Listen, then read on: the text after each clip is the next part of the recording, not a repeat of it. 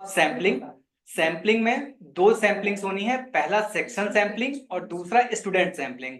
Section sampling सिर्फ इस case में करनी है कि किसी पर्टिकुलर क्लास में आप टेस्ट लेने जा रहे हो, आप असेसमेंट करने जा रहे हो और उस पर्टिकुलर क्लास के एक से ज्यादा सेक्शन उस स्कूल में हैं।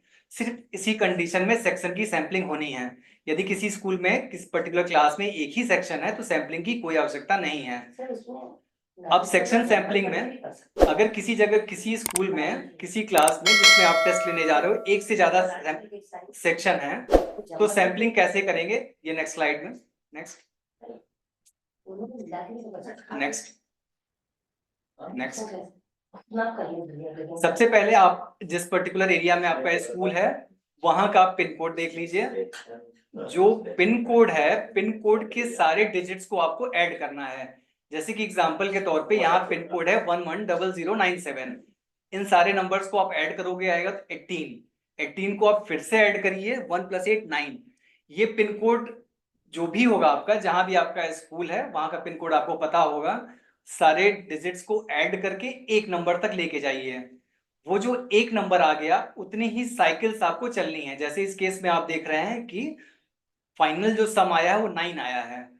तो हम स्टार्ट करेंगे नंबर 1 से। जब ए से बी पे जाएंगे ये हो गया स्टेप 1, बी से सी पे गए स्टेप 2, सी से वापस ए पे स्टेप 3। ऐसे ही हमको टोटल 9 स्टेप्स फॉलो करनी है।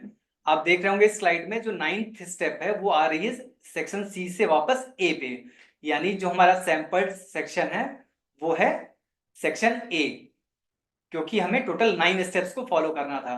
इसी तरीके से पिन कोड्स को आपको ऐड करना है। अगर पिन कोड्स को ऐड करते समय लेट सपोज आपको सिर्फ जो डिजिट का सम आया होता 4 आया होता, तो स्टेप 1 में आता बी, स्टेप 2 पे सी, स्टेप 3 पे वापस ए और स्टेप 4 पे बी, यानी कि हमारा जो सेक्शन होता फिर बी होता। तो बहुत ही सिंपल है, सिर्फ पिन कोड को ऐड करना है, एक डिजिट तक लेके जाना है और उतने ही राउंड आपको सेक्शंस के स्टेप देख के सैंपलिंग कर देनी है। नेक्स्ट,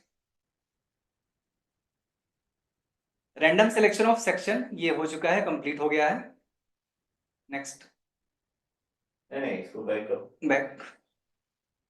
इसमें लिखा कि विद्यालय में जो स्कूल है उसमें सिलेक्टेड सेक्शन में 30 या 30 से कम बच्चे, तो सारे बच्चों को सिलेक्ट करना है, उसमें फिर कुछ नहीं करना। यह जो 30 से अधिक बच्चे होंगे उसमें फिर बच्चों का सिलेक्शन कैसे होगा, वो एक अलग प्रक्रिया होगी। तो एक तो 30 से अधिक होने पर ही वो प्रक्रिया अपनाई जाएगी जो आगे ये लोग बताएंगे।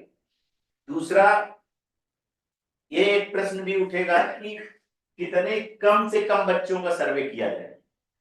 मान लीजिए किसी स्कूल में बच्चे 5 हैं या 6 हैं या 5 से कम है, तब क्या होगा?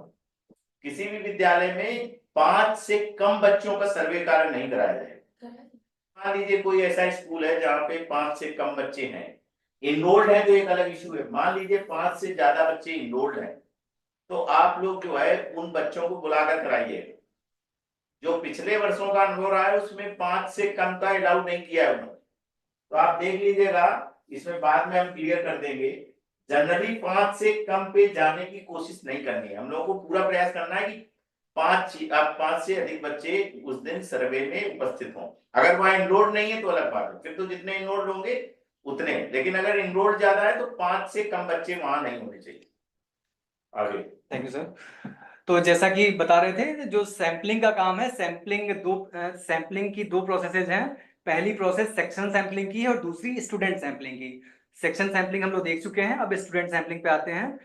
स्टूडेंट्स, जैसा कि सेक्शन सैंपलिंग में हमने बताया था, वो सिर्फ तभी करना है जब एक से ज्यादा सेक्शन हो। ऐसे ही स्टूडेंट सैंपलिंग सिर्फ तब करनी है जब बच्चों की संख्या 30 से ज्यादा हो। अगर बच्चों की संख्या 30 से कम है तो किसी तरह की किसी भी सैंपलिंग की आवश्यकता नहीं है। अब यदि बच्चों की संख्या 30 से ज्यादा है तो क्या करना है? 30 से ज्यादा की स्थिति में जो भी नंबर है, जैसे जैसा कि आप इस स्लाइड में देख रहे हैं, एक कोई पर्टिकुलर क्लास है उसमें 58 स्टूडेंट्स एनरोल्ड हैं। 58 स्टूडेंट्स को हमने 30 से डिवाइड किया। वो जो भी नंबर होगा, जितने भी एनरोलमेंट होंगे बच्चों के, उसको आप 30 से डिवाइड करिए और जो सम आ रहा है डेसिमल में, जैसे कि यहाँ सम आया 1.93। ऐसे ही नीचे एक एग्जांपल है जहां पे बच्चों की संख्या 44, यहाँ पे सम आ रहा है 1.46। अब आपको ये ध्यान रखना है, जो भी सम आ रहा है, जैसे यहाँ ऊपर 1.93 आया है और नीचे वाले केस में 1.46 आया है, अगर ये सम 0.5 से ऊपर है तो उसको ऊपर वाली संख्या से राउंड ऑफ करते हैं, 0.5 से कम के केस में नीचे वाली संख्या से। मतलब कि 1.46 जहां पे आया है, जहां पे बच्चों की संख्या 44 थी, 30 से डिवाइड करने पे 1.46 आया था, तो यहाँ पे सैंपल इंटरवल हमारा होगा 1। अगर यही बच्चों की संख्या यहाँ इस क्लास में 44 के बजाय 45 होती, तो जो सम आता हमारा आता 1.5। 1.5 के केस में वो नंबर हो जाता 2।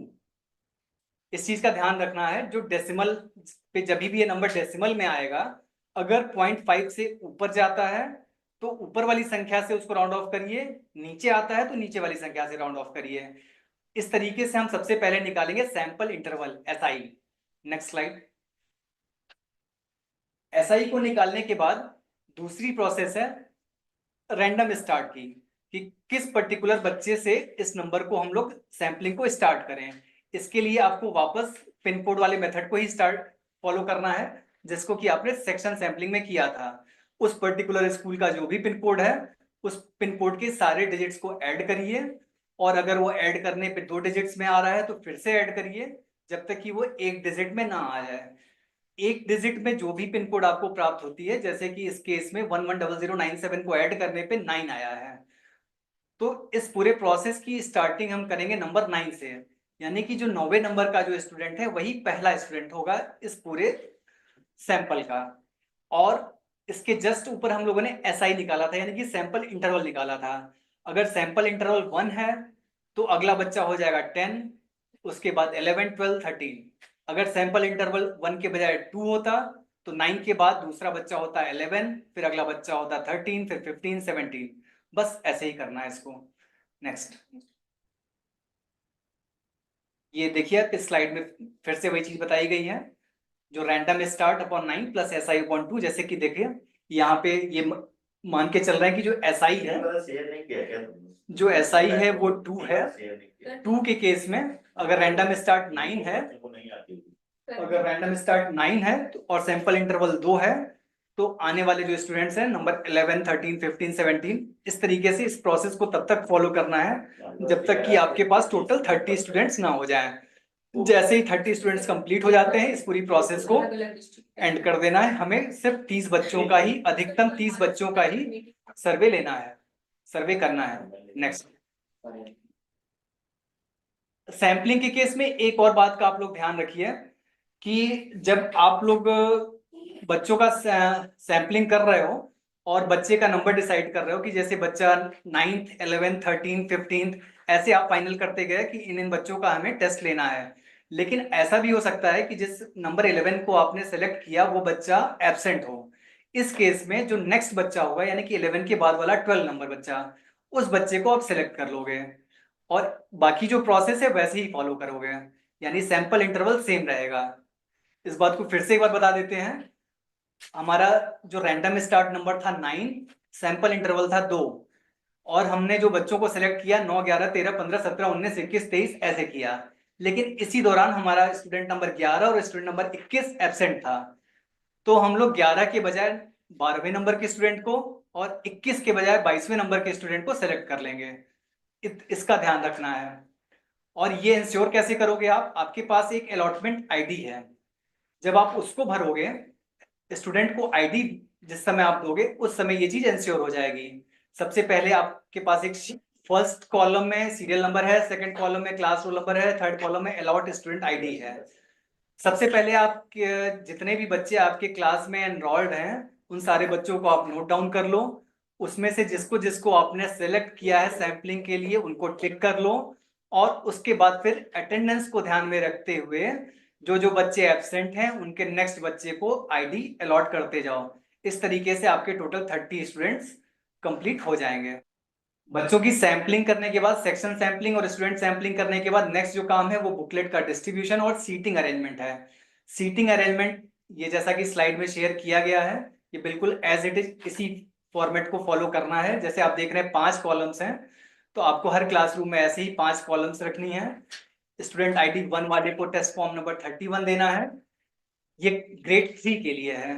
ग्रेड 3 में जो आपको बुकलेट्स मिलेंगी वो इसी तरीके से मिलेंगी, 31 से लेके 36 तक।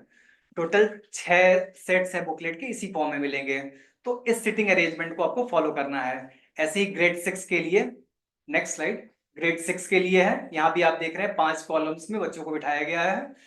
और यहाँ जो टेस्ट फॉर्म नंबर है 61 से स्टार्ट है, जैसे वहां पे 31 से स्टार्ट था, यहाँ पे 61 से स्टार्ट है।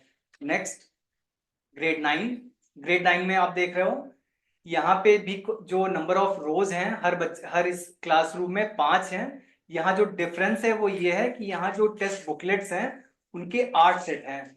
जैसे ऊपर दोनों क्लासेज में 6 सेट्स थे, यहाँ 8 सेट हैं।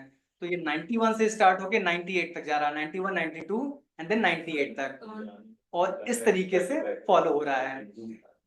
कुछ स्कूल्स में ऐसा भी हो सकता है कि जब आप अपनी पैकेट को आप जब खोलोगे तो आपको ग्रेड 9 में जो पहला टेस्ट फॉर्म मिल रहा है वो 91 ना मिलके 97 मिल रहा है। तो इस केस में आपको परेशान नहीं होना है, जिस क्रम में आपको वो पैकेट मिला हुआ है उस क्रम में ही बच्चों में डिस्ट्रीब्यूट करना है। नेक्स्ट, ये आप देख सकते हैं कि जो